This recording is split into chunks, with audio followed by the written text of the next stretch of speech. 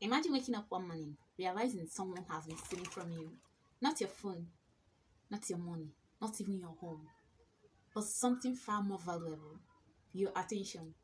The scary parts you did not even know. A few months ago, I worked on something that should have taken less than an hour. I opened my laptop, placed my phone beside me. Everything looks perfect. I'm going to focus, I thought. Then my phone buzzed. Just one message. I'm going to reply. 30 seconds at least. I'll be back to my work. So 30 seconds became a full WhatsApp conversation. Then I checked Instagram. Someone has sent a funny video. Then another video. After that, I saw myself reading comments from complete strangers, agreeing over things that has nothing to do with my life. When I finally looked at the clock, 2 hours has disappeared. Nothing meaningful has been achieved. The work was still waiting for me. I wasn't tired because I had worked. I was tired because my brain has been pulled to 20 different directions without knowing it. Oh my God. That moment made me ask myself a very painful question, which was, how did I lose control of my mind? How? Later that week, I noticed something strange. It was not just me. Someone had told me that he started an online course but never finished it. A friend confessed that she read the same page of a book 3 times without even understanding anything.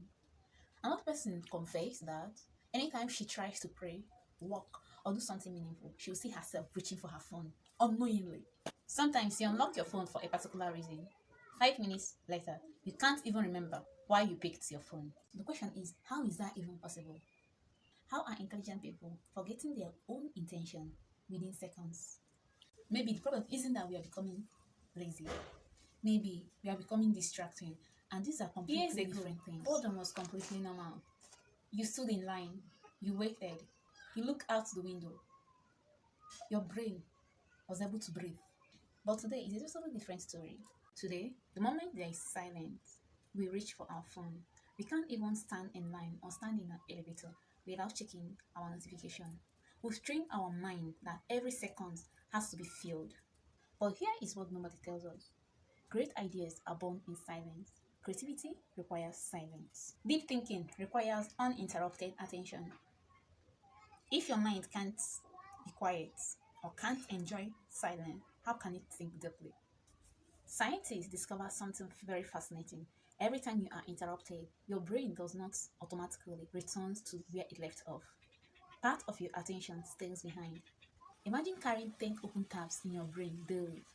A conversation you never finished, an email that you haven't replied, a video you paused halfway, a message or a WhatsApp message that is yet to be responded to, a project you are worried about. Your mind keeps switching. Eventually, your brain feels exhausted, not because you've worked so long, but because you've not focused on anything for too long. This could be the reason why most people feel so drained. Now, think of people who changed the world: the scientists, inventors, entrepreneurs, artists. Name them. Do you think they achieved remarkable things by checking their phone every 3 minutes? I don't think so. Because they protected something the rest of the world freely gives away. You cannot build deeply if you are always interrupted. You cannot learn deeply if your brain never settles. You cannot build an extraordinary life with ordinary focus. One day, I decided to try something very simple. Before touching my phone, I walked for 90 minutes. No notification, no message, no social media. At first, it felt awkward. My hand kept reaching for my phone almost automatically. I didn't realize how addicted I had become to my phone. But after a few days, something changed. I became calmer. I finished my work faster. Ideas came easier, you know?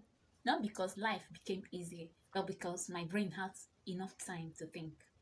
Then I realized that focus is not about forcing yourself, but about protecting the companies yourself. That build the apps you and I use are filled with brilliant engineers, and their task is very simple. Keep us looking, keep them looking. One more swipe, one more video, one more notification. Why? Why do you think so? Why? Because our attention is profitable. Your attention is profitable to them. The longer you stay, the more money they make. You're not fighting with your phone.